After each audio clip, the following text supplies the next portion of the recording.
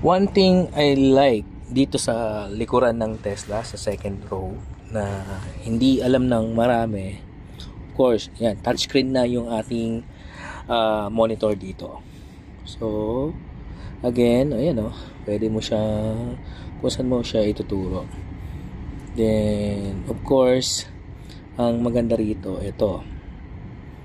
Ayan, meron siyang mga games. And if you want to watch a video like YouTube, okay, basta may internet, pwede yan. Ayan o. So, search natin. EV channel. Ayun o. Yun. EV channel PH.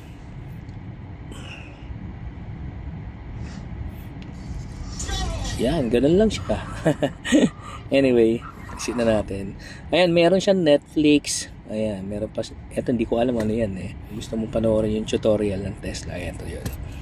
If you like to know more about EV, ayan, please follow, subscribe our YouTube channel and other social media account. This is Mart from EV Channel PH.